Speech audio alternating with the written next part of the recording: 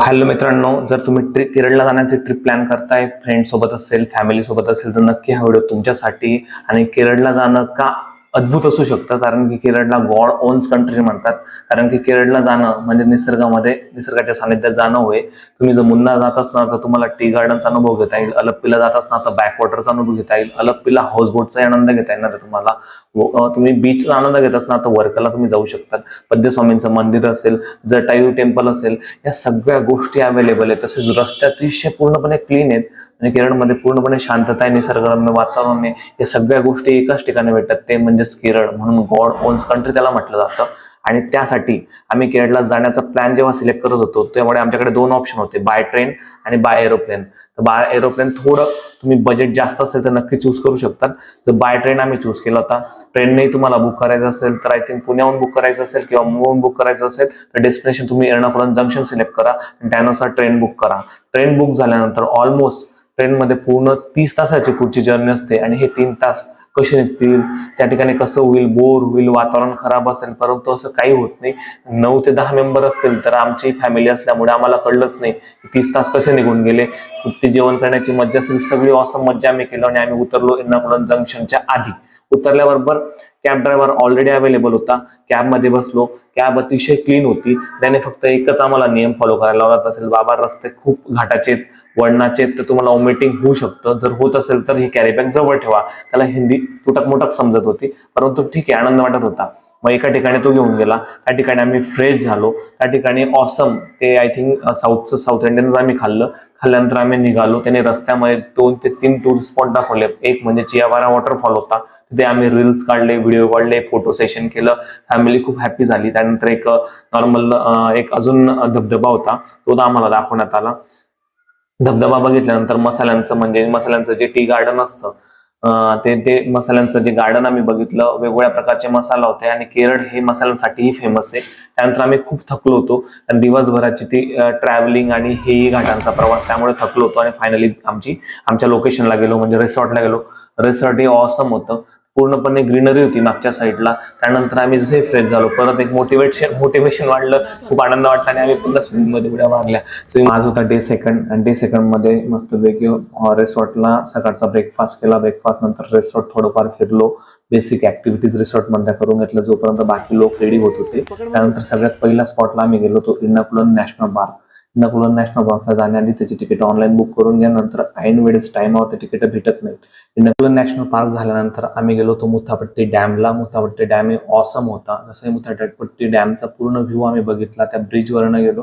त्यानंतर आम्ही next point आमचा होता फोटो पॉईंट. फोटो पॉईंटवर ओवाने तर फुल मजा मारलेली होती. त्यानंतर नेक्स्ट पॉईंट होता आमचा जीप सफारी आणि जीप सफारी झाल्यानंतर आम्ही सनसेट पॉईंटला व्हिजिट केलेली होती. सनसेट पॉईंट नंतर आम्ही फोटो पॉईंटला व्हिजिट दिलेली होती. फोटो पॉईंट कम्प्लीट झाल्यानंतर एक गार्डन लागलं होतं आणि त्याला म्हणतो वाटतं फ्लॉवर गार्डन म्हणतात. त्या ठिकाणी फ्लॉवर गार्डन हे ऑसम होतं मुन्नारचं. आणि ते फ्लॉवर गार्डन झाल्यानंतर आम्ही आमच्या रिसॉर्टला रिटर्न आलो. रिसॉर्टला आल्यानंतर काय शांत बसायला कुठे तयार, पब्लिक तर आनंदाने एन्जॉय करायचा होता पब्लिकला. तिथे बॉन फायर केलं आणि नाचायचा धिंगाणा पूर्णपणे एन्जॉय केला. त्यानंतर डे सेकंड मध्ये सगळ्यात आधी सगळे रेडी झाले आणि मग जाण्याची पुन्हा उत्सुकता होतीच. त्यासाठी रील्स, फोटो, स्नॅप करण्यात आले. सगळ्या गोष्टी कव्हर झाल्यानंतर आम्ही निघालो होतो टेकडीकडे. आणि आजूबाजूचं निसर्गरम्य वातावरण आणि पूर्णपणे थंड होत जाणारं वातावरण होतं, कारण टेकडीमध्ये जंगल खूप दाट होतं, त्याच्यामुळे वातावरण खूप थंड होत होतं. आणि जसं आम्ही टेकडीला पहिल्या स्पॉटला पोहोचलो, त्या ठिकाणी होती म्हणजे एलिफंट राईड.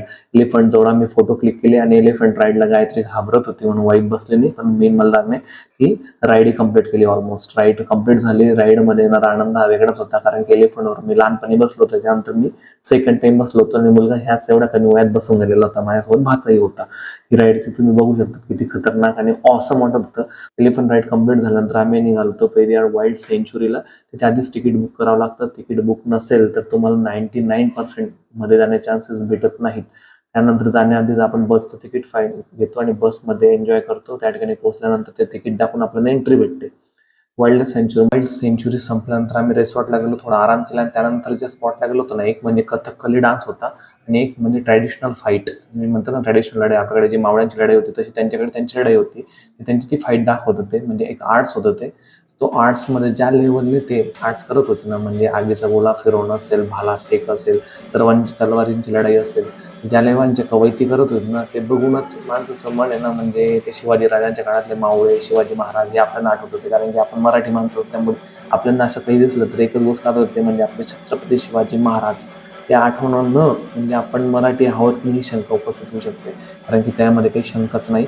आणि अशा प्रकारे सगळं बघितलं, प्रत्येक डान्स झालं आणि आजचा दिवस पूर्णपणे संपला होता. मग मस्तपैकी रिसॉर्टला गेलो आणि झोपलो. सो आज होता डे 3 आणि जसंही बाहेर आलो तर इन्व्हायरमेंट पूर्णपणे बदललेलं होतं. असं वाटत होतं पुन्हा पावसाळा सुरू झालेला आहे आणि पूर्ण धुकं पसरलेलं होतं.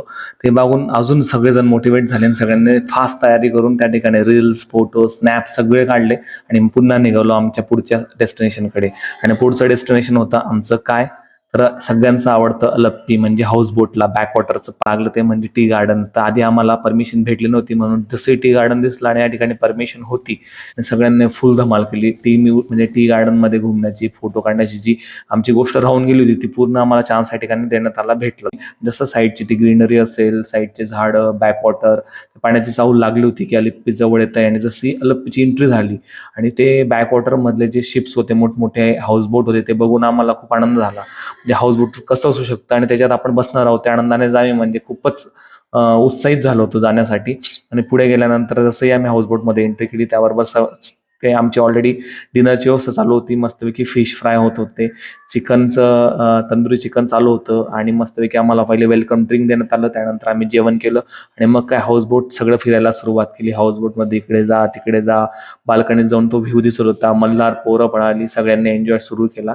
आणि मग काय, मग सगळ्यात महत्त्वाचा पॉईंट येतो तो नाचण्याचा. मग काय आपल्या आईराणी गाणे, खानदेशी गाणं लावले आणि फुल धुमाकूळ, फुगे घ्या फुगे असेल, नंतर ये रे रे बाबू लंगड्या असेल, असे सगळे गाणे लावण्यात आले आणि फुल धुमाकूळ. एवढी मस्ती केली की असं वाटत होतं आम्ही बाहेरच्या राज्यात आलोच नाहीये, आम्ही एका हळदीला आलोय आपल्याच भागामध्ये. तीच गाणे आणि डीजे चालू आहे आणि आम्ही आमचा पूर्ण परिवार नाचतोय, पूर्ण बेफानून नाचत होतो. आणि मग काय, तसेच आम्ही झोपलो. झोपेतनं उठल्यानंतर सकाळी लवकर जाण्याचा प्लॅन केला होता, कारण की पुढचा स्पॉट कव्हर करून ट्रेनमध्ये बसायचं होतं. मग आम्ही काय ठरवलं होतं की सकाळी आम्हाला फिरायचं नव्हतं, त्यामुळे त्या हाऊसबोटवाल्यांनी आम्हाला रात्री एक्स्ट्रा फिरवलेलं होतं. सकाळमध्ये निघताना खूप नर्वस झालेलो होतो, झोप व्यवस्थित नव्हती. आणि ह्या हाऊसबोटला बाय करताना थोडं कुठेतरी दुःख होत होतं की या थोडे अजून काही क्षण आम्हाला हाऊसबोटवर घालवायची नक्की होती. आमची कॅब रेडी होती, कॅबमध्ये सामान ठेवलं आणि पुन्हा निघालो आम्ही पुढच्या डेस्टिनेशनकडे. आज होता डे 5 आणि आम्ही निघालो होतो जटायू अर्थ सेंटरला. जटायू अर्थ सेंटरला गेल्यावर मल्हारला जेवणाचं चालू होतं, तेवढ्यामध्ये आम्ही तिकीट चेक करायला गेलो, परंतु लिफ्ट बंद होती मेंटेनन्सच्या कारणामुळे. त्यामुळे सगळ्यांना शॉक बसला, कारण की म्हाताऱ्या माणसांना म्हणजे जाई बाप्पांनाही पायी पायी जावं लागणार होतं. तर शेवटी आम्ही बेसिक चार्जेस घेऊन तिकीट काढले आणि पायी जायला सुरुवात केली. पायी जाताना काय ऊन जबरदस्त होतं, कारण की ह्या साईडला एवढी हिरवळ नव्हती, त्यामुळे ऊन जास्त लागत होतं. पण चढताना ऑलमोस्ट ते महाबळेश्वरला ज्या प्रकारे आपण चढतो किंवा एखाद्या टेम्पलवर जेजुरीला चढतो त्याप्रमाणे या ठिकाणी स्टेप्स होत्या. पण काय, मग आलोच आहे तर पूर्ण जायलाच पाहिजे, त्याप्रमाणे जायला सुरुवात केली. इकडं तिकडं बघत बघत फायनली पोहोचलो. जटायूच्या आजूबाजूला पूर्ण एक राऊंड मारला, तिथे देवाचं मंदिर होतं. प्रभूच्या चरणी नतमस्तक झालो आणि फायनली केरळ ट्रिप एंड झाली होती मित्रांनो.